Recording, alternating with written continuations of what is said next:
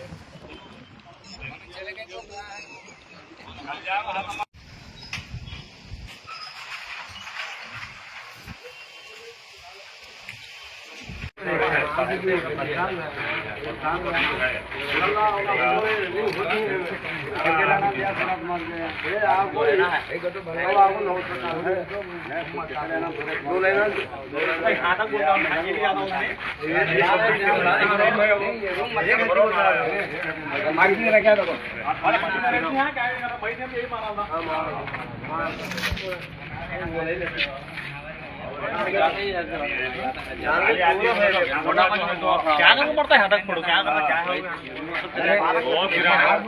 कल जागो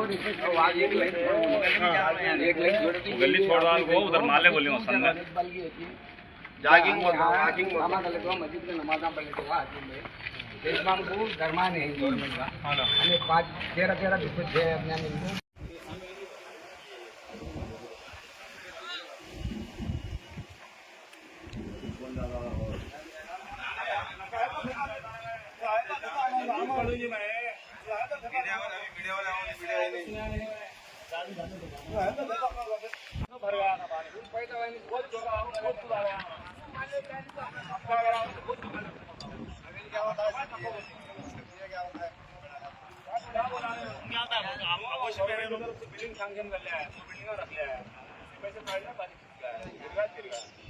corporator union గత సంవత్సరం గత ప్రభుత్వంలో వైసీపీ ప్రభుత్వంలో మనకు ఎమ్మెల్యే కాటసాని రామరెడ్డి గారు మనకు ఆయన కోరి పిలిచి ఏం చేయలేదు. మేము వేరే సాట స్థలము మన కోసం విజయవాడ కార్పొరేటర్ అసోసియేషన్స్ వాళ్ళు రాష్ట్ర కమిటీ వాళ్ళు మనకి ఏమైనా యూనియన్ ఆఫీస్ కోసం మీరు స్థలం ఏమైనా చూసుకోండి అంటే ఈ వల్లనే మన పక్కన కొంచెం 5 లక్షలకు మనము స్థలము తీసుకుంటే దానికి ఆయన రామరెడ్డి గారు పిలిచి ఆ స్థలము వేరే వాళ్ళకు దోబిఘాట్కు ఉపయోగించినాము, మీకు వేరే స్థలం ఇప్పిస్తామంటే మనకి యాడనో ఉంటే మనకు పనులకు ఇబ్బంది అవుతుంది అనే ఉద్దేశంతో మేము చెప్పినాము ఆ రోజు. సరే మనకు అటైతే మీకు ఇన్ని పక్కన ఉంది మీకు స్థలము మీకు ఇప్పిస్తాము మీకు బాగానే ఉంటుంది అని మీకు చెప్పినారు. కానీ మేము వేరే వాళ్ళ అది వంకపురం కదా రేపు వేరే ప్రభుత్వం వస్తే ఏమైనా ఇబ్బంది అవుతుందేమో అంటే నేను పట్టా చేసి ఇప్పిస్తున్నాను, మీకేమి ఇబ్బంది నేను చెప్పినాక మీరు వేసుకోనికి ఏమి ఇబ్బంది అంటే మేము అప్పుడు అందరము కష్టపడి 3 ఏళ్ళు కష్టపడినాము, దీని గురించి చేసుకున్నాము. ఇప్పుడిప్పుడే కొంచెం కోలుకున్న సమయంలో మళ్ళీ ఈ ప్రభుత్వం వచ్చింది. దీనికి వంకపురం పోగొని కాలువ రావాలా అది ఇది అని వాళ్ళు స్థలము పీకేస్తామంటున్నారు. ఏమి దగ్గర 80 షెడ్లు వేసుకున్నాము. ఇప్పటికి దగ్గర 1,50,00,000 రూపాయలు పెట్టి అప్పులు చేసి బంగారం కుదవలు పెట్టి మేము చాలా ఇబ్బంది 1-2 సంవత్సరాలు కష్టపడి వేసుకున్నాము. కానీ ఇప్పుడే కోలుకుంటున్న సమయంలో మళ్ళీ ఈయన వచ్చి చేసేస్తామంటున్నారు. ఇది మంచి పద్ధతి కాదు. బీసీ జనారెడ్డి గారు మీరు మంత్రులు మా కార్పొరేటర్ అసోసియేషన్స్కు మీరు ఇంకా సహకరించాల్సింది, కానీ మళ్ళీ ఇది పీకేస్తామంటే రేపు పొద్దున మేము ఆడపోవాలా ఏం కదా. దగ్గరలో ఏమైనా ఉంటే మనకు పనులు జరుగుతాయి. యాడనో కాలువ కట్టగానే తీసుకుపోయిస్తే ఎవరు వస్తారు మా కార్పొరేటర్లు పని చేయించుకోనికి అని ఉద్దేశంతో మేము ఒకటే చెప్తున్నాము. దయచేసి ఈ ప్లేస్ ఒకటి సహకారం చేసి వదిలేస్తే మేమేదో జీవన సహకారం పొట్ట కోసం పని చేసుకుంటున్నాము. మీరు సరే మీరు అంటున్నారు పట్టా సరిగా ఇవ్వలేదు ఆయన, మీకు అబద్ధ మాటలు చెప్పి ఆయన ఇచ్చినారని. అదే సమయంలో మనకు ఈడ స్థలం కేటాయించేటప్పుడు అదే కరెంట్ ఆఫీసర్లు వచ్చినారు, అదే పోలీసు వాళ్ళు వచ్చినారు, సిఐలు వచ్చినారు, ఎస్ఐలు వచ్చినారు, అదే ఎమ్మెల్యే కాడ ఉన్నవాళ్ళు ఎంఆర్ ఆఫీస్ వాళ్ళు వచ్చినారు, అందరూ వచ్చినారు. మనకు స్తంభాలు కూడా పాతించినారు. అట్లాంటప్పుడు ఇది స్థలము అప్పుడే చెప్పాల్సింది కదా. కరెంట్ ఆఫీస్ వాళ్ళు, ఎస్ఐ వాళ్ళు, పంచాయత్ ఆఫీస్ వాళ్ళు రేపు పొద్దున వీళ్ళకి ఇస్తున్నారు, మీరు ఇబ్బంది అవుతుంది వేరే సాటి ఇవ్వాలని వాళ్ళు అప్పుడు చెప్పాల్సింది కదా గవర్నమెంట్ ఆఫీస్ వాళ్ళు. ఎందుకు చెప్పలేదు? ఇంత మనం కష్టపడి చేపించుకున్నాక ఇప్పుడు ఇది పొలంపోగు, మీకు పనికిరాదు, వంక వస్తే నీళ్ళు వస్తే కొట్టుకుపోతారు, మీకు అంత ఫేక్ మాటలు చెప్పి ఆయన మీకు కడుపు కొట్టి మీకు సలహాలు ఇచ్చినాడు అని చెప్తున్నారు. ఈరోజు మీరు వచ్చి చెకింగ్ చేసినప్పుడు కూడా అదే పోలీసు వాళ్ళు వచ్చినారు, అదే పంచాయతీ ఆఫీసు వాళ్ళు వచ్చినారు, అదే కరెంట్ ఆఫీసు వాళ్ళు వచ్చినారు. ఇది ఎంతవరకు న్యాయము? ఇది ఎంతవరకు అన్యాయము? మేము ఒకటి అడుగుతున్నాము, మళ్ళీ మీరు ఏం కోపం పడాల్సిన అవసరం లేదు. మా ఇబ్బందులు మేము చెప్పుకుంటున్నాం. ఇది ఏమన్నా కానీ ముఖ్యమంత్రి జనార్దన్ రెడ్డి గారు మన మీద దయ చూసి మనం కష్టం చేసుకుంటున్న వాళ్ళము, మేము ఇది ఒక్కటి మనకు సహకారం చేస్తే మీకు ఎప్పటికీ మర్చిపోలేమని విన్నపం చేసుకుంటున్నాము. ఇది మన బాధ. మేము వాళ్లకు సపోర్ట్ చేసినామని మా మీద కచ్చగట్టి మమ్మల్ని ఏదో ఒక విధంగా మాకు సాధించాలా అని మేము వేసుకున్న రూముల్ని మమ్మల్ని వేరు చేసి పడగొట్టి మనకు బాధ కలపాలని చూస్తూ మమ్మల్ని ఏ విధంగా కావాలో ఆ విధంగా సతాయిస్తూ ఉన్నారు. కానీ మేము ఎన్నో విధాలుగా చెప్పుకున్నాం. అన్నా పోయిన సంవత్సరం మాకు వైసీపీ ప్రభుత్వం మాకు ఇచ్చింది, దానికి సహకరించినాం. మేము ఈ కాలనీని మమ్మల్ని కాపాడితే రేపు రాబోయే దినాల్లో మీతో మేము సహకరిస్తామని మేము చెప్పినాము.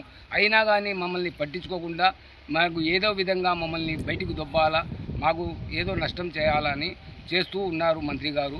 అందుకోసం ఎన్నో విధాలుగా చెప్పినా కానీ చూద్దాంలే, చేద్దాంలే, మీకు ఏం నష్టం చేయము, కానీ పోతుంది, ఏదో ఒక విధంగా యాడ్నో ఇస్తాము అని చెప్తూ పోతున్నారు. ఏదో విధంగా చేస్తాము, ఆడ ఎక్కడ ఎస్ఆర్బీసీ కాలువ కాడ ఇస్తాము అంటున్నాయి. అంటే ఇక్కడ ఏరు వచ్చి కొట్టుకుపోవడం లేదు, కానీ ఆడ ఎస్ఆర్బీసీ కాలువ బొక్క పడితే అందరం కొట్టుకొని ఒకటేసారి సావాలని మమ్మల్ని అక్కడికి తీసుకుపోయి పెట్టాలని చూస్తున్నారు. కానీ మేము వేరే విధంగా మాకు ఇక్కడ ఊర్లో అయితే మాకు కార్పొరేట్లకు పన్నులు ఇవ్వడానికి వస్తారు ఆసాములు. ఎక్కడో ఊరు బయట తీసుకుపోయి ఇస్తే మాకు ఏ కార్పెంటర్కు మాకు గుర్తింపు ఉంటుంది, ఏ కార్పెంటర్ కోసం మాకు ఎత్తుకులాడుకుంటూ ఆసాములు వస్తారని మేము కోరుతూ మిమ్మల్ని రిక్వెస్ట్ చేసుకుంటున్నాం. మమ్మల్ని వదిలేయండి, మాకు ఏదో విధంగా మాకు కాపాడండి అని చెప్తూ పోరాడుతున్నాము. అందుకోసం మాకు చేతకాని పరిస్థితుల్లో మేము వీళ్లకు సపోర్ట్ తీసుకున్నాం. ఈ పార్టీని మేము చెప్పుకుంటున్నాం. ఇంతవరకు చెప్పినది నా.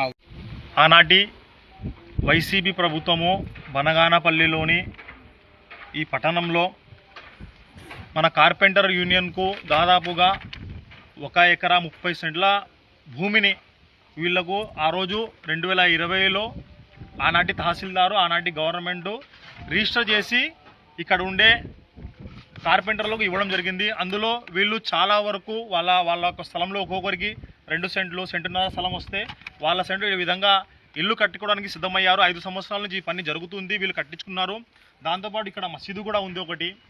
కానీ ఇప్పుడు 2025లో వైసీపీ ప్రభుత్వం మారిన తర్వాత, కూటమి ప్రభుత్వం వచ్చిన తర్వాత ఇక్కడ ప్లానింగ్ అన్నీ మార్చేసి మరియు కేవలం ఒక రాజకీయ ప్రత్యర్థిగా భావించి వేరే ఎమ్మెల్యే ఆ రోజు ఉన్నాడు, ఆయన మనుషులు, లేకుంటే ఆయన ఇచ్చిన స్థలము, లేకుంటే ఆయన ఇచ్చిన అభివృద్ధి పనులు మేమెందుకు చూడాలి, దాన్ని ఎట్టి పరిస్థితుల్లో ఆపాలి, దాన్ని ఎట్టి పరిస్థితుల్లో నాశనం చేయాలనే లక్ష్యంతో ఈరోజు కూటమి ప్రభుత్వము, ముఖ్యంగా ఇక్కడ స్థానిక మంత్రి అయిన బీసీ జనార్దన్ రెడ్డి గారు ఈరోజు ఇక్కడకు ఈ విధంగా ఒక కొత్తగా పక్కనే వాగు ఉంది, దాని పక్కన ఒక లైన్ రావాలనే ఉద్దేశంతో ఇక్కడ మజీదు పక్కనే ఒక మురికి కుంటను శాంక్షన్ చేయించుకొని అన్యాయంగా ఇక్కడ ఒక ప్రభుత్వము తన యొక్క పలుకుబడి ఉపయోగించుకొని పెత్తనం చేస్తూ ఇక్కడ వాగును, ఇక్కడ ఒక మురికి కుంటను మసీదు పక్కనే మరియు ఈ ఇళ్ల మధ్య నుంచి ఆల్రెడీ ఈ భూములన్నీ ఇళ్ళ పట్టాలు మరియు దీనికి ఒక రోడ్లు, కరెంట్ పోల్ అన్నీ వచ్చాయి. దానిలో మధ్యలో నుంచి ఆపుకొని ఈ వాగును పెద్దలు చేస్తున్నాము, వాగును ఎక్స్పాండ్ చేస్తున్నాము అనే దురుద్దేశంతో వీళ్ళను కేవలం ఇక్కడ ఉండే ఈ వర్కర్స్లను, ఈ యూనియన్ను వీళ్ళను ఇబ్బందులు పెట్టాలని మరియు వీళ్ళ యొక్క స్థలాలు లాక్కోవాలని ఏకైక ఉద్దేశంతో మాత్రమే ఈ పని జరుగుతుంది. వాగు మీరు ఎక్స్పాండ్ చేయాలి, పెద్ద చేయాలంటే ఆల్రెడీ ఆ వాగు నుంచి ఇక్కడకు దాదాపుగా 300-400 అడుగుల స్థలం ఉంది. వాగులో కొన్ని సంవత్సరాల నుంచి అక్కడ వాగు ఉంది, దాదాపుగా 150 సంవత్సరాల నుంచి వాగు ఉంది. ఏ రోజు కూడా వాగు పొంగి పొరలేదు, బయటికి నీళ్లు రాలేదు. ఇప్పుడు కొత్తగా ఏమైనా వరదలు వస్తే ఇక్కడంతా కొట్టుకుపోతుందనే అబద్ధాలు ప్రచారం చేస్తూ వాగు పెద్ద చేస్తున్నామనే ఒక సాగుతో వీళ్ళ కడుపు కొడుతున్నారు. ఇది చాలా బాధాకరమైన విషయము. అది ఒక చిన్న వాగు, అక్కడేం సముద్రం, పెద్ద సముద్రం వస్తుంది, ఏమన్నా పెద్ద సముద్రం వస్తే కొట్టుకుపోతే అనుకోవచ్చు. చిన్న వాగు అంత, అక్కడ పెద్ద పెద్ద డ్యాములు ఉన్నాయి, అవన్నీ ఉన్నాయి అక్కడ ముందర మనకు తుంగభద్రది. అక్కడ లేని నీరు ఇక్కడికి ఎట్లా వస్తుందని ఈ విధంగా ఈ సందర్భంగా ఎస్డిపి తరఫున మేము ప్రశ్నిస్తున్నాము. ముఖ్యంగా బీసీ జనార్దన్ రెడ్డి గారు సౌమ్యులు, మరియు ముఖ్యంగా ఎటువంటి అధికారంలో ఉన్నా లేకపోయినా ప్రజల పక్షం నిలుస్తారనే ఒక పబ్లిక్లో ఒక అవేర్నెస్ మీ గురించి ఉంది బనగానపల్లిలో. దయచేసి దాన్ని నిలబెట్టుకోండి. ఏదైనా ఉంటే ఇక్కడ ప్రాబ్లం ఉంటే మీరు పొలిటికల్గా మీ అపోనెంట్ ఉంటారు, అది ఉండేదే. ఏదైనా పొలిటికల్ అపోనెంట్గా ఉంటే మీరు చూసుకోండి. అంతేగాని అన్యాయంగా ఈ యొక్క 150 మంది కుటుంబాలను మరియు ఈ 150 కుటుంబాలను ఈ కార్పెంటర్ అసోసియేషన్ని మరియు ఒక మస్జిద్ సలాన్ని మీరు దయచేసి ఎటువంటి ఇబ్బందులు గురి చేయకుండా వెంటనే ఈ పనులు ఆపాలని, మరియు ఏదైనా మీకు అక్కడ తక్కువగా వాగు పెద్ద చేయాలంటే అక్కడ 50 అడుగులు 100 అడుగుల స్థలం సరిపోతుంది, 500 అడుగుల స్థలం అవసరం లేదని ఈ సందర్భంగా మీకు తెలియజేస్తున్నాము. ముఖ్యంగా మీరు వెంటనే ఈ పనులు ఆపాలని social democratic party of India SDPI తరఫున డిమాండ్ చేస్తున్నాము. ఇది ప్రజల కోరిక. లేని పక్షంలో మేము ఖచ్చితంగా ఈ విషయం మీద కలెక్టర్ గారిని మరియు ముఖ్యమంత్రి దృష్టి కూడా తీసుకువెళ్ళి సమస్యకు పరిష్కరించే వరకు ఎస్డిపిఐ పోరాడుతున్నది తెలియజేస్తున్నాము. దయచేసి ఇటువంటి మీ పాలిటిక్స్ ఏదైతే ఉన్నాయో మీరు చేసుకోండి, కానీ మీ పాలిటిక్స్లో మరియు మీ ప్రత్యర్థుల మీద మీరు ఏదైనా ఉంటే దాన్ని మీరు ఆలోచించుకొని చేసుకోండి. అంతేగాని సామాన్య ప్రజల మీద మరియు ఈ అసోసియేషన్ల మీద మరియు ఈ సామాన్య కుటుంబాల మీద దయచేసి మీరు ఎటువంటి ప్రతాపాలు పందాల జోలుకు దయచేసి పోవద్దు అని ఈ సందర్భంగా మీకు తెలియజేస్తున్నాము. ముఖ్యంగా ఈ 100 కుటుంబాలకు ఇక్కడ ఇల్లు నిర్మించుకొని జీవనం సాగించడానికి వీళ్ళు రెడీ అవుతున్నారు. అటువంటి సందర్భంలో దయచేసి వారికి పొట్ట కొట్టవద్దు. వారికి ఇదే స్థలం ఉంది, లేకుంటే వాళ్ళు ఏదైనా రేపు ఏమైనా జరగడానికి జరిగితే దానికి మీదే బాధ్యత వహిస్తారని ఈ సందర్భంగా మిమ్మల్ని తెలియజేస్తున్నాము. జై భారత్, జై భీమ్, జై ఎస్డిపిఐ.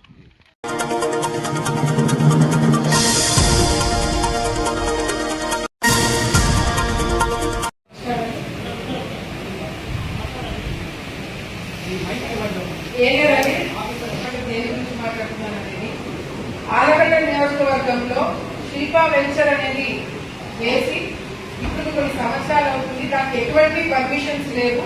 ఆఖరికి కుడా నుంచి, మున్సిపాలిటీ దగ్గర నుంచి, ఇరిగేషన్ డిపార్ట్మెంట్ నుంచి కానీ ఎక్కడ ఒక పర్మిషన్ కూడా లేకుండా శిల్పా వెంచర్ అక్కడ కట్టడం జరిగింది. అది కూడా ఏంటి పర్మిషన్స్ అంటే ఎటువంటివి? కేసీ కెనాల్ వెళ్తుంది. ఆ కేసీ కెనాల్ బూట్ చేసి దాని మీద వెంచర్ వేసి అది అమ్మేస్తున్నారు. అది అమ్మేయడం వల్ల ఇప్పుడేమవుతుందంటే అటుపక్క ఉన్న రైతులు దాదాపు 7,000 ఎకరాలకి నీళ్లు రాక ఆ రైతులందరూ కూడా కొన్ని సంవత్సరాల నుంచి ఇబ్బందులు పడుతున్నారు. ఇది ప్రతిపక్షంలో ఉన్నప్పటి నుంచి కూడా దీని గురించి మేము పోరాటం చేస్తున్నాము. నా దగ్గర కొన్ని రిపోర్ట్స్ ఈ రోజు అధికారంలోకి వచ్చిన తర్వాత కింద ఎంఆర్ఓ దగ్గర నుంచి ఎంఆర్ఓ గారు ఆర్డీఓ గారికి కలెక్టర్ దగ్గర నుంచి ప్రిన్సిపల్ సెక్రటరీ టు మినిస్టర్ ఆఖరి సీఎం ఆఫీస్ దగ్గర కూడా ఇవన్నీ వెళ్ళడం జరిగింది. అక్కడి నుంచి కింది వరకు ఎంక్వైరీ చేసి అన్ని రిపోర్ట్లు కూడా ఈ రోజు నేను సేకరించడం జరిగింది. ఇప్పుడు ఏమవుతుందంటే ఈ కేసీ కెనాల్ ఏదైతే బుక్ చేశారో అసెంబ్లీ మొదలవుతున్నానంగా నాకు రిప్లై వస్తుంది, ఏదైనా మీటింగ్ నేను వస్తున్నానగా నాకు రిప్లై వస్తుంది. అంతేగాని ఇంతవరకు సంవత్సరం అవుతుంది. అసెంబ్లీలో దీని గురించి 3 సార్లు మాట్లాడినాను. ఇంతవరకు ఆ శిల్పా వెంచర్ ఎవరైతే వేశారో వాళ్ళ మీద ఒక యాక్షన్ కూడా తీసుకోలేదు. నేను ఇవన్నీ కూడా కలెక్టర్ గారితో కూడా మాట్లాడాను. తను కూడా వెంటనే స్పందించి నాకు అన్ని విధాలుగా ఎంక్వైరీ చేపించమని కింద వరకు ఆదేశాలు ఇవ్వడం జరిగింది. అన్ఫార్చునేట్ గా మా జిల్లా మంత్రులు రాలేదు, కానీ మంత్రి గారు ఉన్నారు కాబట్టి పరస్పరంగా కూడా మేము ఒకటే తెలియజేసుకుంటున్నాం. ఈ ఏదైతే వెంచర్ ఉందో సీఎం ఆఫీస్ నుంచి టేక్ సివియర్ యాక్షన్. అంటే ఎటువంటి వాళ్ళ మీద? కేవలం వెంచర్ వేసిన వాళ్ళ మీద కాదు, స్పెక్టేటర్స్ గా ఉండిపోయిన వాళ్ళు, అంటే అధికారులు ఎవరైతే చూస్తూ ఉండిపోయి ఎటువంటి యాక్షన్ తీసుకోవడం దీన్ని అడ్డుకోలేదో వాళ్ళ మీద కూడా యాక్షన్ తీసుకోండి అని చెప్పి సీఎం ఆఫీస్ నుంచి రావడం జరిగింది. ఎస్సీ గారు మీకు బాగా తెలుసు, మీరు గత ప్రభుత్వంలో ఈగా పనిచేస్తున్నారు కదా, మీకు చాలా ఐడియా ఉంటుంది. ఎందుకంటే మీరు వన్ ఆఫ్ ద స్పెక్టేటర్, కరెక్టే కదా? ఈ రోజు అసలు యాక్చువల్లీ ఈ సబ్జెక్ట్ కోసమే వచ్చినారు. మీరు దీని మీద ఎటువంటి యాక్షన్ తీసుకోబోతున్నారు? వీళ్ళ మీద కేసులు పెడుతున్నారా లేదా? ఎందుకంటే ఇప్పుడు ఏమవుతుందంటన్నా వీళ్ళు డిపార్ట్మెంట్ ఎక్కువ ప్రజలు పెట్టడం వల్ల ఒక రిప్లై వచ్చింది, ఏమని డెమాలిష్ చేసేసేయండి. డెమాలిష్ చేయడం వల్ల అక్కడ ఎవరైతే అమాయకంగా శిల్పా వెంచర్ ఏదో చాలా గొప్ప వెంచర్ అని చెప్పి ఇల్లు కట్టుకున్న వాళ్ళు ఇప్పుడు వాళ్ళని డెమాలిష్ చేయమని చెప్పి చాలా ఈజీగా చెప్పేస్తున్నారు. దానికి చెడ్డ పేరు ఎవరికి వస్తుంది? వెంటనే డెమాలిష్ ఏం చేపించినట్టు అవుతుంది. మేము అడిగేది ఏంటంటే they have to pay compensation. As per supreme court orders ప్రకారంగా కూడా ఎవరైతే ఈ విధంగా వెంచర్ చేసి ఇచ్చేసారో వాళ్ళు కాంపెన్సేషన్ కట్టించమని చెప్పి సుప్రీం కోర్టు ఆర్డర్స్ ఉంది. అండ్ ఎస్సీ గారు ఇంకొకటి, సుప్రీం కోర్టు ఆర్డర్స్ ఎవరైతే ఈ విధంగా ఎంక్రోచ్మెంట్స్ చేసి ఎస్సీ వాళ్ళు ఎవరైనా యాక్షన్ తీసుకోకపోతే టేక్ యాక్షన్ అని ఎస్సీ అని చెప్పి సుప్రీంకోర్టు ఆర్డర్స్ వచ్చినాయి.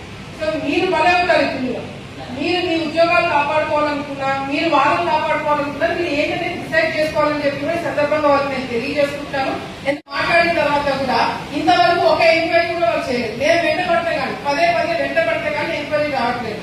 అండ్ ఇప్పుడు అసెంబ్లీ స్టార్ట్ అవ్వక ముందు ఇఫ్ యూఆర్ నాట్, మీరు అంటే ఇప్పుడు మీరు చేసినట్టు లేదు, మీరు రెవెన్యూ డిపార్ట్మెంట్ కి రాయాలి.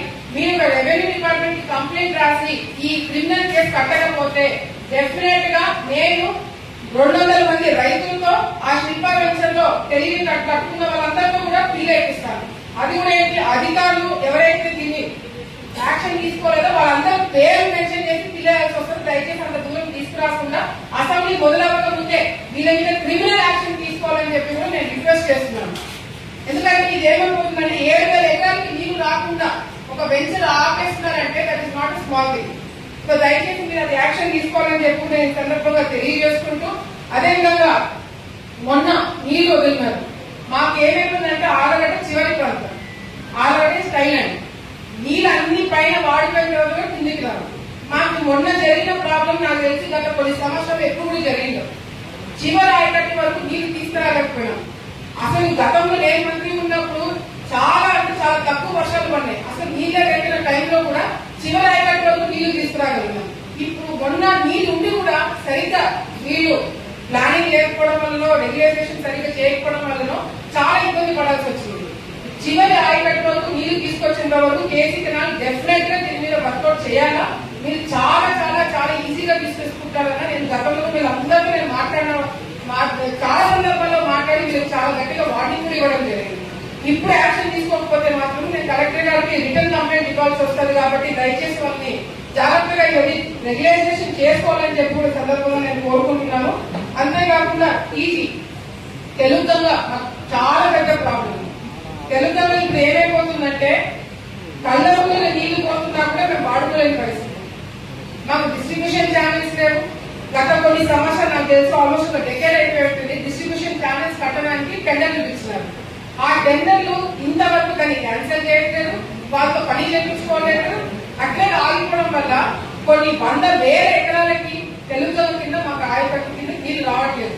అండ్ ఇందులో విచిత్రం ఏంటంటే మేడం, కేసీ కెనాల్ 2 జిల్లాలకి కర్నూలు కడప వస్తుంది. ఈ 2 జిల్లాలో అందరికన్నా ఎక్కువ ఆయకట్టు మీద ఆలగడ్డ కాన్స్టిట్యూన్సీ, అందరికన్నా తక్కువ నీళ్ళు వచ్చింది ఆలగడ్డ కాన్స్టిట్యూన్సీ.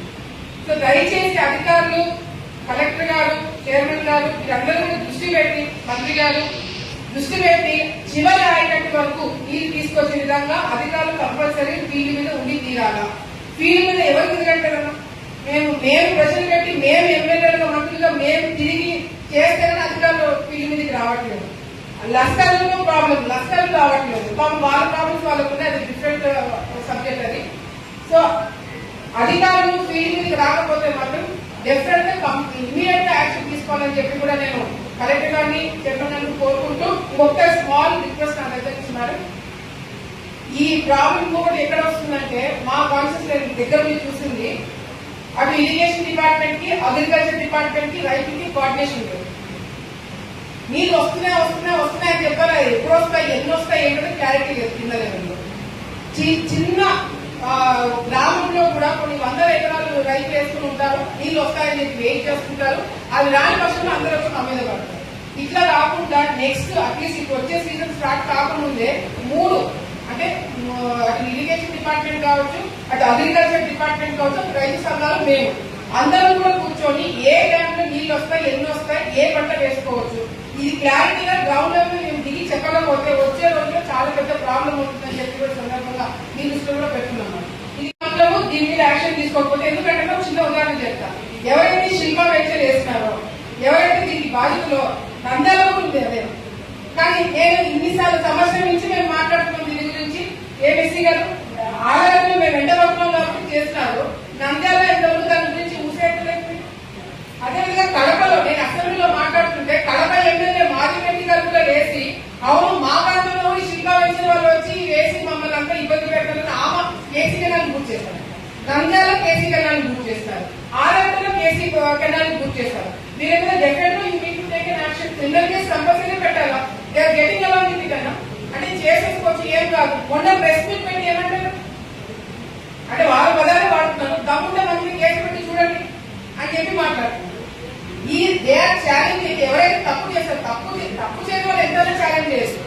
తప్పు చేసిన వాళ్ళు కూడా లోకల్ ఎమ్మెల్యేని ఛాలెంజ్ చేస్తున్నారు, మమ్మల్ని ఛాలెంజ్ చేస్తున్నారు, కలెక్టర్ గారిని ఛాలెంజ్ చేస్తున్నారు, గవర్నమెంట్ ని ఛాలెంజ్ చేస్తున్నారు, సీఎం గారిని కూడా ఛాలెంజ్ చేస్తున్నారు. మీరు ఏం చేయగలుగుతారు? సో మీరు యాక్షన్ తీసుకోకపోతే మాత్రం నేను ఇది పిల్లి వేయాలనుకుంటే ఎప్పుడో వేసేదాన్ని, but I did not file a PIL, ఎందుకంటే అధికారులు బలవుతారు. So I'm giving you chance. అసెంబ్లీకి ముందు మీరు డెఫినెట్ గా వీళ్ళ మీద యాక్షన్ తీసుకోకపోతే మాత్రము రైతులు ఇబ్బందులు పడతారు, మిగతా ఇబ్బందులు పడతారు. కాబట్టి మేమైతే వీళ్ళు దిగాల్సి వస్తారని చెప్పి కూడా ఈ సందర్భంగా తెలియజేసుకుంటున్నాం. మీ డిపార్ట్మెంట్ వాళ్ళు మీరు యాక్షన్ తీసుకుంటే అన్ని మీరు రెవెన్యూ మున్సిపాలిటీ కూడా అన్ని డిపార్ట్మెంట్ ఎంక్వైరీ జరిగి రిపోర్ట్స్ నా దగ్గర ఉన్నాయి. All departments are done their enquiry. మీరు జస్ట్ కలెక్టర్ గారికి టేక్ యాక్షన్ అని చెప్పి మీ సైడ్ నుంచి మీరు ఒక లెటర్ ఇవ్వండి, మీ దగ్గర మేము ఫాలో చేస్తాం. ఎస్ఐ గారు ఆల్రెడీ సిఈ గారు కన్సల్ట్ ఇచ్చారు, ఆయన విత్డ్రా చేస్తున్నారని చెప్పి నేను ఒక లెటర్ పంపించారు. కాబట్టి టౌన్ ప్లానింగ్ పర్మిషన్స్ ఉన్నాయి, కూడా పర్మిషన్స్ ఉన్నాయి, మున్సిపల్ పర్మిషన్స్ ఉన్నాయి, ఇరిగేషన్ డిపార్ట్మెంట్ సిఈ కన్సల్ట్ ఇచ్చేసి వెనక్కి విత్డ్రా చేసేసుకున్నారు. ఇది కంప్లీట్ గా అర్థం ప్రోబిటీ అయిపోయింది. కాబట్టి 4 మెంబర్ టీమ్ కి ఆల్రెడీ ఇన్ రైటింగ్ నేను ఇన్స్ట్రక్షన్స్ ఇచ్చాను. నేను దాని మీద కొత్త యాక్షన్ ఏం తీసుకోబోతున్నారు అందరూ రిపోర్ట్ చేయండి, దాన్ని ఫాలో అప్ ఉంటుంది.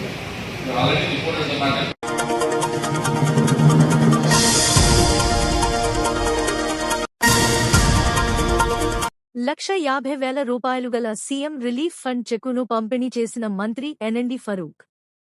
పేద ప్రజలు ఆపదలో ఉంటే నేనున్నాను అని ఆదుకోవడం ముఖ్యమంత్రి చంద్రబాబు నాయుడు గారి మంచి మనసుకు నిదర్శనమని ఆంధ్రప్రదేశ్ రాష్ట్ర మంత్రివర్యులు ఎన్ఎండి ఫరూక్ అన్నారు. నా పేరు నాది పెద్దకోటాల సార్. నా పేరు లోకుమారెడ్డి. మా భార్యకు మోకాలు ఆపరేషన్ అయినందుకు సీఎం రిలీఫ్ ఫండ్ కింద పెట్టుకునేందుకు ఫరూక్ సార్ను సహకరించి చంద్రబాబు వచ్చినందుకు ₹1,50,000 చెక్ వచ్చింది. చంద్రబాబు నాయుడు గారికి, ఉప ముఖ్యమంత్రి పవన్ కళ్యాణ్ కు, లోకేష్ గారికి ధన్యవాదాలు.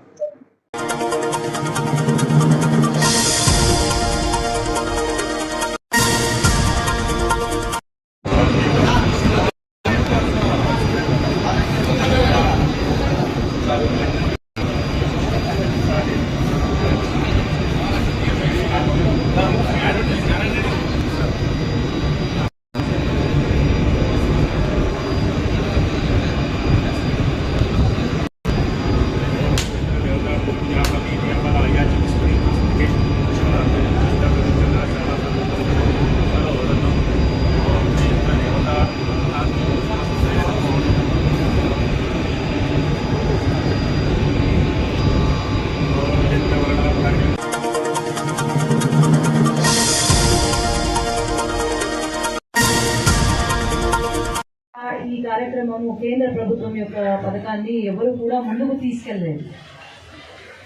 ఏడిప్ పథకం కింద అలింకో వారు ఈరోజు ముందుకు వచ్చి ఇక్కడ ఎవరికైతే దివ్యాంగులు ఉన్నారో, ఎవరికైతే పరికరాలు కావాలో, ఆర్టిఫిషియల్ లెగ్స్ కానివ్వండి, లేదంటే చెవిటి మెషిన్లు, tricycles, motorised tricycles, manual tricycles, ఇవన్నీ వీల్ చైర్స్, అలాగే సీనియర్ సిటిజన్స్కి కూడా వాళ్ళకి కావాల్సినవి అందించడం జరుగుతుందన్నమాట.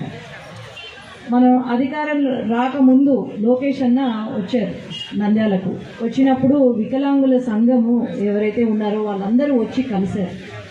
అందరూ అడిగారు, నాకు వీల్ చైర్స్ కావాలండి, అసలు లేవు అని అడిగితే ఆనాడు లోకేష్ అన్న ఖచ్చితంగా మేము ఇంకొక కొద్ది నెలల్లో మేము మీ అందరికీ కూడా ఈ కాన్స్టిట్యున్సీలో ఉన్న ప్రతి ఒక్కరికి ఏం అవసరమైతే అది నేను ఇప్పిస్తాను అని అన్నారు. అది ఆ మనసును పెట్టుకొని నేను ఖచ్చితంగా మన వికలాంగులకు ఇక్కడ ఏదైతే అవసరం ఉందో ఖచ్చితంగా ఇప్పించాలనే ఒక ముఖ్య ఉద్దేశంతో ఈరోజు ఆ సంస్థ వారు ఇక్కడ వచ్చి ఈ కార్యక్రమం చేయడం జరుగుతుంది.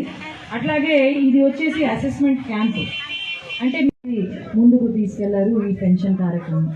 అట్లాగే వాళ్ళకు ఇప్పుడు ఇళ్ళ పట్టాలు నాన్న ఏదైతే ఇచ్చారో ఆ సమయంలో అది కొన్ని రాలేదు అని చెప్తున్నారు. ఖచ్చితంగా ఇప్పుడు ఆర్డీఓ గారు కూడా ఇక్కడ ఉన్నారు. మీరు అడిగేది 2 సెంట్లు, ఎందుకంటే వీళ్ళకు ర్యాంప్ అవసరం. ఆర్డీఓ గారు ర్యాంప్ ఉండాలి అంటే 1.5 సెంటుతో మనం కట్టుకోలేము. కాబట్టి 2 సెంట్లతో ఖచ్చితంగా వీళ్ళకు ఇళ్ళ పట్టాలు ఇప్పించే బాధ్యత తీసుకొని మనం అందరిపైన ఉంది. ఖచ్చితంగా ఇది జరిగేలాగా నేను చేస్తానని మాట ఇస్తున్నాను.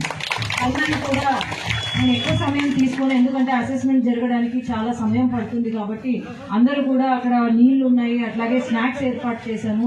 అందరూ ఒక్కొక్కరుగా అసెస్మెంట్ పూర్తి చేసుకొని మీ సర్టిఫికేట్లు చూపించి అసెస్మెంట్ పూర్తి చేసుకొని ఏదైనా ఇబ్బందులు ఉంటే వెంటనే ఇక్కడ అధికారులు ఉంటారు, వాళ్ళకు తెలియజేస్తూ జాగ్రత్తగా మళ్ళా మీ ఇంటికి వెళ్ళే బాధ్యత మన వాళ్ళు తీసుకోవాల్సిందిగా కోరుతున్నాను. ధన్యవాదాలు.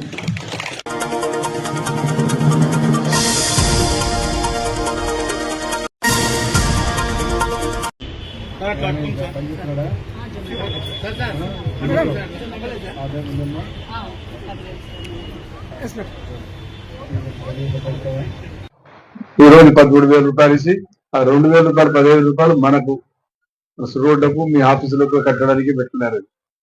ఈ రోజు మహిళలు కావాలంటున్నారు, మీరు గదులు కావాలా నేను ఏర్పాటు చేసుకుందాం, కలెక్టర్తో మాట్లాడి మనకు నంద్యాల ప్రాంతంలో ఎంతమంది లబ్ధిదారులు ఉన్నారు, ఆ లబ్ధిదారులలో మనకు ఎంత మిగిలింది 2,000 రూపాయలు, దాన్ని మాట్లాడి మన ప్రాంతాన్ని అందులో కావాల్సిన మీకు కావాల్సిన వరకు కూడా ఏర్పాటు చేద్దాం.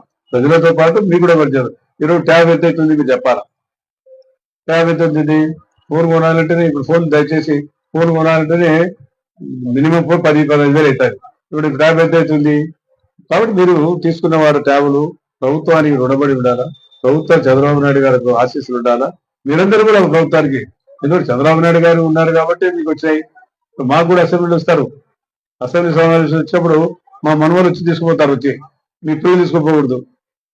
నాకు అసెంబ్లీ సమావేశాలు రాజ్య సమావేశాలు అయితే పిల్లలు చూసుకుంటుంటారు, మా జగన్ ఉన్నాడు మాకు ఎటు ట్యాబ్లు వస్తాయి ట్యాబ్లు ఆడుకోవచ్చు అని.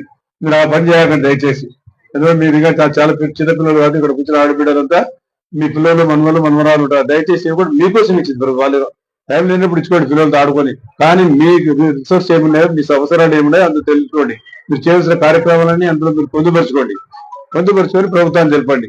అలాంటి పని కాదు. మీకు ఏదైనా ఇబ్బంది ఉంటే నాకు మెసేజ్ ఇవ్వండి, కమిషనర్ గారికి మెసేజ్ ఇవ్వండి. అమ్మాయి మీ పేరమ్మా, పేరు శుభారాణి కదా, శుభారాణి ఈ అమ్మాయి ఉంది, మీ రిసోర్స్ పర్సన్ ఆమె కదా ఏంటి మీకు మాకు ఇవ్వండి. మీకు ఏదైనా కష్టాలు ఉంటాయి ఏదైనా నాకు చేయడానికి ప్రభుత్వం ఉంది. ఈ రోజు చంద్రబాబు నాయుడు గారు ఒక్కొక్కరికి 20,000 రూపాయల ట్యాబ్లు మనకి ఇచ్చారంటే మీరు ప్రభుత్వానికి రుణపడి ఉండాలి. ఆయనకు మీకు టెక్నాలజీని కూడా మీకు ముందుకు తీసుకోవాలని ఆలోచన. పేద మహిళల్లో కూడా టెక్నాలజీ పెంచాలా, సాంకేతిక పరంగా విద్య వారికి పోవాలా అనేది ఆయన ఆకాంక్ష, ఆయన అభిమతం. కాబట్టి ఈ రోజు ఆ ట్యాబ్లను మీకు ఇచ్చారు, దాన్ని సద్వినియోగం చేసుకోండి. ప్రభుత్వానికి రుణపడి ప్రభుత్వం చేపట్టిన కార్యక్రమాల్లో మీరు పాల్పంచుకోండి.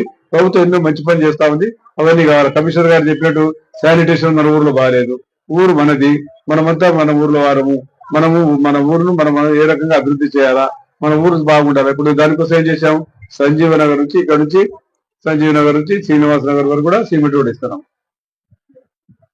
గతంలో ఎవరైనా వేసారా? ఇప్పుడు పద్మావతి నగర్ సగం వేసి పారేస్తే మనం సగం వేస్తున్నాం.